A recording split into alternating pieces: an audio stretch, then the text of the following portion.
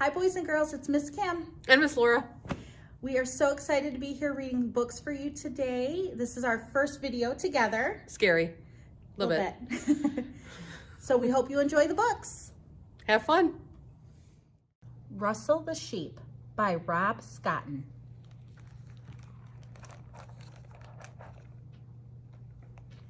Russell the Sheep lived in Frog's Bottom Field. At the end of a long, busy day, night fell and the sheep got ready for bed. Soon all was quiet except for Russell. No matter how hard he tried, Russell could not fall asleep.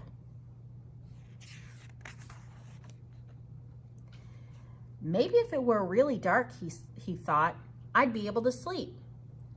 But the really dark really scared him. Perhaps I'm too hot, he thought. Perhaps I'm not. Russell pulled up a pillow, but the pillow hopped away, hopping mad. Maybe I need a better place to sleep, he decided, and went for a walk. Russell spied the trunk of a rusty car. It was too cramped. He tried the hollow of a tree. That was too creepy. Russell even tried sleeping on a branch, but it was too crowded. What's a sheep to do? Russell thought he would never get to sleep. But then he had a brilliant idea. What if he tried to count things? That would make him fall asleep.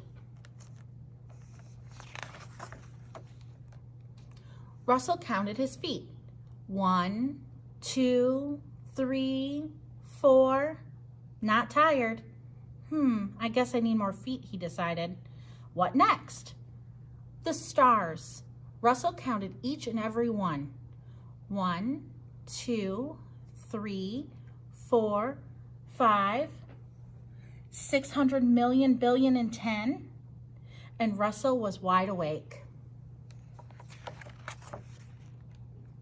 He counted them again.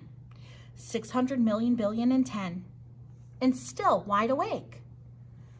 Russell thought very hard. In fact, he thought so hard his hat went ziggy-zaggy. I know, he shouted. I'll count sheep. 1, 2, 3, 4, 5, 6, 7, 8, 9. Still awake, he said and sighed. Then Russell realized he had forgotten to count one very important little sheep. Himself. 10.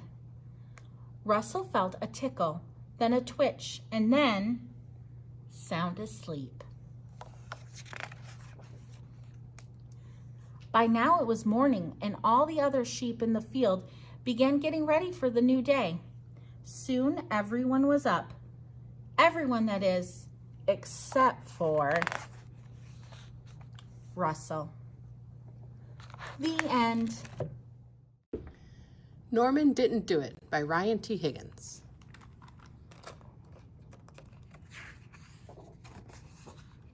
Yes, he did.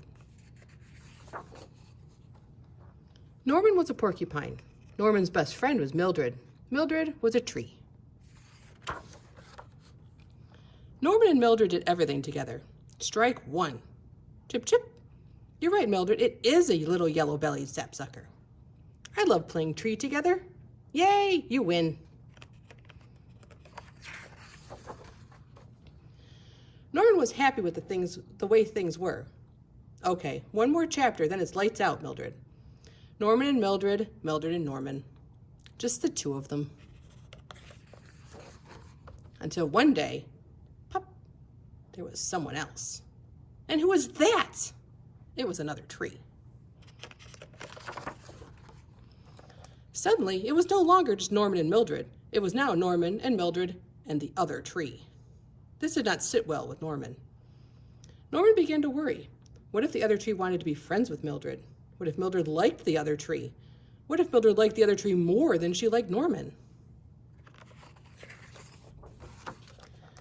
Norman kept a careful eye on the tree. He watched as Mildred and the other tree grew closer. And closer. And closer. You're playing tree without me. Life wasn't the same. Fine, you win. Then it happened, the worst thing possible. Touch. Mildred and the other tree grew too close together. It was the last straw. This is the last straw. Even though, in this case, there were no straws, just branches. Norman could not lose his best friend, not to the other tree. Something had to be done. Norman planned, and he planned until his plan was just right. Then, under the cover of night, Norman dug up the other tree and took it far away, very far away.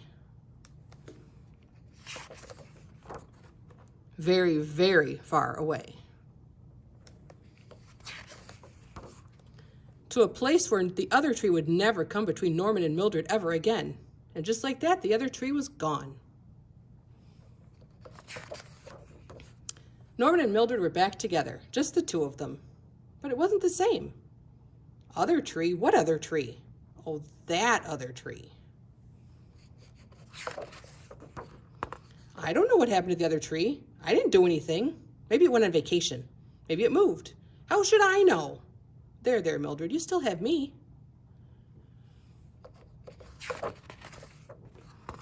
Soon, Norman started to think about Mildred without her new friend. Norman started to think about the other tree all alone out there. Norman started to think about himself and what he did. What if someone had seen him? Let's think. There was the moon. There were the stars. There was the grass and the trees. Oh no, the trees. What if they saw me? What if the one tree tells another tree, who tells another tree, who tells another tree, who tells Mildred? What am I going to do? What have I done? What if digging up your friend's friend in the middle of the night and taking that friend very, very far away is not the right thing to do? What if it was the wrong thing to do? Stop staring at me, Mildred. Norman had hit rock bottom. I have hit rock bottom. Something had to be done. Norman planned, and he planned again. Then he went back to where he had left the other tree and try to undo what he had done. Yes, you're right, I went a little overboard, but in my defense, you were touching branches. Norman knew life was going to be different. Look who's back, Mildred. But that was okay. He might even like it. Norman and Mildred and the other tree. Just the three of them. And who was that? And that is Norman didn't do it. Yes, he did.